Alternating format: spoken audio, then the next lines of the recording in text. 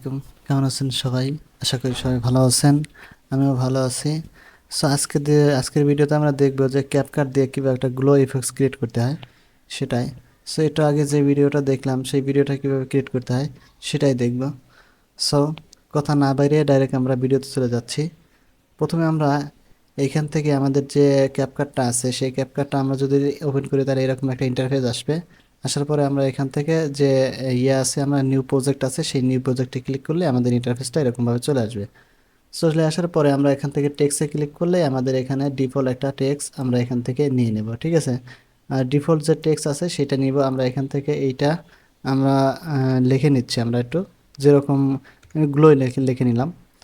লিখে নেওয়ার পরে আমি এখান থেকে এটা একটু বড় করে দিচ্ছি এরকমভাবে। আমরা এখান থেকে যে ফন্ট আছে সেই ফন্টটা এখান থেকে আমরা চেঞ্জ করে নিতে পারবো। আমরা এখান থেকে যদি একটু বেশি বোল্ড করতে চাই তাহলে বোল্ড করে নিতে পারবো। এখান থেকে আমরা ফন্টের যে সাইজ আছে সেই সাইজটা আমরা এখান থেকে নিয়ে নিতে পারবো, ঠিক আছে।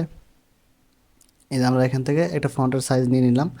নেওয়ার পরে আমরা এখান থেকে যেটা করব সেটা আমাদের নিচে আমরা যেহেতু গ্লো ইফেক্টসের কাজ করব, সুতরাং আমরা এখান থেকে কিন্তু আমরা টেক্সটের কালারগুলো চেঞ্জ করতে পারবো। এখান থেকে যদি আমি টেক্সটের কালার দেখি এখান থেকে আমি যে কোনো টেক্সটের কালার এরকমভাবে দিয়ে দিতে পারবো, ঠিক আছে।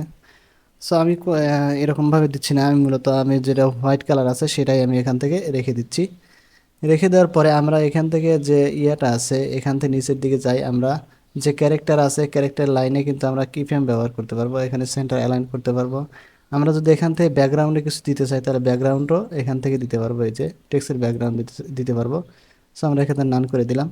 নান করে দেওয়ার পরে আমরা এখান থেকে যাব হচ্ছে আমাদের পজিশন স্কেল, এগুলো তো আমি আগের ভিডিওগুলোতে দেখাইছি। সো এখান থেকে আমরা যে করব আমরা ব্যাকগ্রাউন্ড দিব না, আমরা ডাইরেক্ট গ্লো যেটা আছে এই গ্লো আমরা মূলত এইটাই দেখব। সো আমরা গ্লো ক্লিক করার সাথে সাথে কিন্তু আমার এখানে একটা পিছনের একটা হোয়াইট কালারের গ্লো চলে আসছে। সো এখান থেকে আমরা এই যে হোয়াইট কালার যে গ্লো আছে এই গ্লোটা আমরা এখান থেকে কিন্তু চেঞ্জ করে নিতে পারবো, ঠিক আছে। আমরা এখান থেকে যে কোনো কালার এখান থেকে দিতে পারবো। এখানে আমরা যেমন ইয়েলো কালার দিলে আমরা ইয়েলো কালার আসবে, যদি আমরা রেড কালার দিই তাহলে রেড কালারটা চলে আসবে। সো আমরা মূলত আমাদের এরকম একটা কালার দিব, আমরা এখান থেকে দিয়ে নিচ্ছি, এরকম একটা কালার দিব।